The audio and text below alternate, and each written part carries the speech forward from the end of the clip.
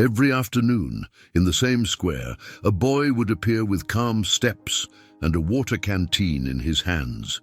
He would go to a bench shaded by an ancient tree, where an elderly woman with white hair awaited him. To those who passed by, it was just a beautiful scene, but there was much more hidden there. He would adjust the shawl on her shoulders, brush away the falling leaves, and listen in silence to stories that seemed to come from an old book. He didn't ask much. He just listened, as if each word were a treasure, and somehow she also seemed to feel safe beside him. Nobody knew who she was. Some said she lived alone, others that she had come from far away, but everyone agreed there was something special about that bond. A care that didn't seem forced, an attention that went beyond politeness. The boy, in turn, didn't comment about anything to anyone. It was as if he carried a precious secret. And in fact, he did. Because that lady, so discreet, was much more than a friend from the square. She was part of his blood. When the truth came to light, the square became the stage for one of the most moving reunions ever witnessed. And everyone who saw it understood that sometimes love disguises itself as simple care until it's ready to be revealed. Stories like this don't appear every day. They don't arrive in loud headlines, but hide in the quiet corners of life where small gestures carry immense meanings. And perhaps it's precisely because of this that when they emerge, they have the power to stop us, to make us breathe deeply and look at the world differently. Think for a moment. How many people pass through your life every day, but you never really look? It could be the neighbor you cross paths with at the gate, the man who sits on the park bench, or even the lady who walks slowly on the sidewalk. Each of them holds a story, and often it's much bigger than we imagine. Here on the channel, we believe that stories like this don't just touch, but also teach. They show that true care doesn't need labels, that love doesn't require grand gestures, and that family bonds can be reborn even in the most unlikely places. The boy in this story knew this, and even without anyone understanding, he chose to care for that lady every day. That's why I ask you to stay with me until the end. Because what begins as a simple encounter in the square will reveal itself as one of the most moving reunions you've ever heard. One of those that reminds us that deep down, we're all just waiting to be found again, either by someone or by ourselves. And before we begin, leave your like, subscribe to the channel, and comment from which city and country you're watching. That way we'll know how far this story has reached.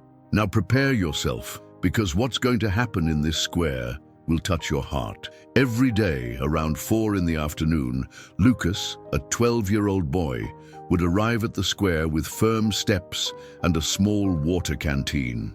He would cross the stone path to the bench under the leafy fig tree, where Donna Helena, an elderly woman with white hair, was already waiting for him. For him, that ritual was as natural as breathing. Lucas would sit beside her, adjust the shawl that slipped from her shoulders, and carefully offer fresh water. The scene seemed simple to those who passed by, but there was a silent respect there, a care that didn't need to be taught. He didn't look at his watch, didn't get distracted by his phone. All his time was hers. While many boys his age preferred video games or groups of friends, Lucas found satisfaction in listening to stories and helping with gestures that didn't draw attention. Those who saw from afar might find it strange, but for him that park bench was a piece of home, and Donna Helena, somehow, was already part of the family he carried in his heart. The routine between Lucas and Donna Helena was marked by small gestures but full of meaning. He would adjust her hat to protect her from the sun, bring cookies that his mother prepared, and stay alert if she needed to get up. There was no need for many words. Care manifested itself in silence. Donna Helena, in turn, seemed to find in him a safe harbor. Even with her distant gaze and paused speech, there were moments when she smiled genuinely, as if time went back a few years. Lucas noticed this, and in those moments felt it was his duty to be there, every day, keeping that expression alive. To those who saw from outside, it might seem like just an unlikely friendship, but there was something deeper, almost invisible, connecting the two. a tacit understanding, as if both knew that that meeting in the square wasn't the result of chance, but of something much greater, woven by destiny. As the weeks passed, the daily presence of Lucas and Donna Helena began to draw attention. The square's regulars, accustomed to seeing different faces every day, noticed that boy always sitting on the same bench with the same lady. Some found it beautiful, others curious. Discreet comments began to circulate. "Could he be her grandson?" asked a lady who sold popcorn nearby. "I don't think so. I've never seen him accompanying her outside of here," replied the newspaper vendor. Despite the assumptions, nobody had the courage to ask directly. For Lucas, none of that mattered. He didn't worry about looks or opinions. What really mattered was being there, ensuring that Donna Helena had company and care. Even without revealing the truth, deep down, he knew that Bond held something much greater than anyone could imagine. For most people, Donna Helena was just the lady from the square. She would sit on the same bench, almost always in a floral dress and a shawl on her shoulders, watching the movement. She had a calm way about her, but her eyes carried a melancholy that few noticed. Nobody knew much about her. Some said she lived alone in an old house nearby. Others believed she lived with distant relatives. What was certain is that she spent most of the day in the square, as if that were her refuge, the place where time moved slower and memories came to the surface. When she talked, her stories came mixed, childhood memories, names nobody knew, and episodes that seemed from another century. For many, they were just the ramblings of a lonely elderly woman. For Lucas, they were clues, fragments of a past he felt he needed to piece together. Lucas never told anyone how he met Donna Helena, not to his closest friends, not to curious neighbors. He kept the story like someone protecting a treasure. And perhaps that was exactly what she represented to him, something rare and valuable that needed to be preserved. It all began weeks earlier, when he saw her sitting alone in the square with a tired expression. He offered water without knowing how to explain why. The next day he returned, and so, day after day, he created a bond, until, through a detail in one of her stories, he realized it might not be just a casual encounter. Deep down, Lucas already suspected that lady could be someone very important to him, but he preferred not to reveal anything yet. He wanted to be sure, he wanted to build trust, and mainly, he wanted to enjoy every moment beside her before any change that the truth might bring. On a Sunday afternoon, the square's tranquil routine gained a new observer. A middle-aged man, light suit and leather briefcase, began to walk slowly through the place like someone searching for something or someone. His attentive eyes always stopped at the bench where Lucas and Donna Helena were. He didn't approach immediately. He stayed at a distance, observing the interaction between the two, the boy offering water, adjusting the shawl, listening patiently. There was in his gaze a mixture of surprise and contained emotion, as if those scenes awakened old memories. As the days passed, his presence became frequent. Lucas noticed but didn't comment to Donna Helena. Something told him that man wasn't there by chance, and somehow destiny was about to reveal the reason. On an afternoon like so many others, Lucas got up hurriedly to get a cup of juice from the nearby kiosk. When leaving, he didn't notice that something had fallen from his pocket, a small old portrait protected by worn plastic. The photo rested on the bench, almost hidden between the fabric of Donna Helena's shawl. The man who was watching from afar noticed the plastic's shine reflecting in the sun. He approached slowly, picked up the portrait, and felt his heart race. In the image, a young woman with the same features as Donna Helena, the same deep gaze, the same discreet smile. He closed his hand around the photo, breathed deeply, and looked at the lady sitting, still distracted by the square's movement. In that instant, he was certain.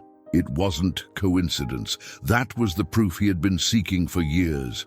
With the portrait in his hands, the man felt a mixture of relief and disbelief. He moved closer to the bench, observing every feature of Donna Helena.